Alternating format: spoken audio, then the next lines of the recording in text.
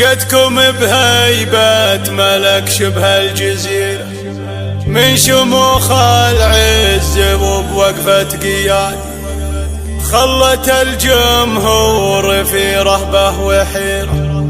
فارسه واللي يبي مريك غاد، الجمال اليوسفي منها خديرة، هذه اللي غير عن كل العبادي اتركوها للمقامات الكبيرة، ترفع سيوف التحدي لا العادي، ترفع سيوف التحدي لا العادي.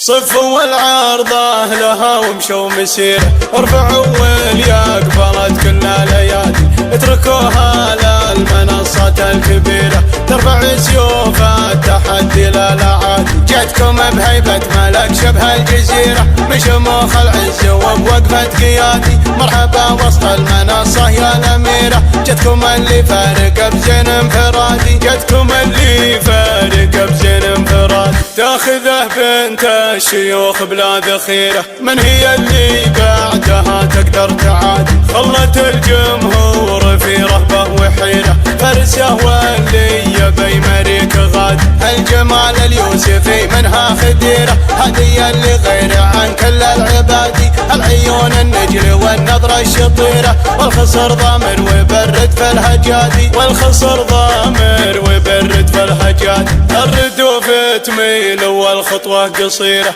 كل شيء فيك بالحسن امتمادي، ما تطال الورد لا طبعا وسيرة، بل اسم والزين والوصف الحيادي. صفوا والعرضة لها ومشوا مسيرة، ارفعوا واليقبلت كل ليادي، اتركوها للمنصات الكبيرة، ترفع سيوف التحدي لا العادي، ترفع سيوف التحدي لا العادي. صفوا والعرضة لها ومشوا مسيرة، ارفعوا واليقبلت كل ليادي، اتركوها للمنصات الكبيرة، ترفع سيوف التحدي لا العادي. جتكم بهيبة ملك شبه الجزيرة، من شموخ العز وبوقفة قيادي، مرحبا وسط المنصة يا الأميرة، جتكم اللي فارق بزين انفرادي، جتكم اللي فارق بزين انفرادي. تاخذه بنت الشيوخ بلا ذخيرة، من هي اللي بعدها تقدر تعادي، خلت الجمهور في رهبة وحيرة.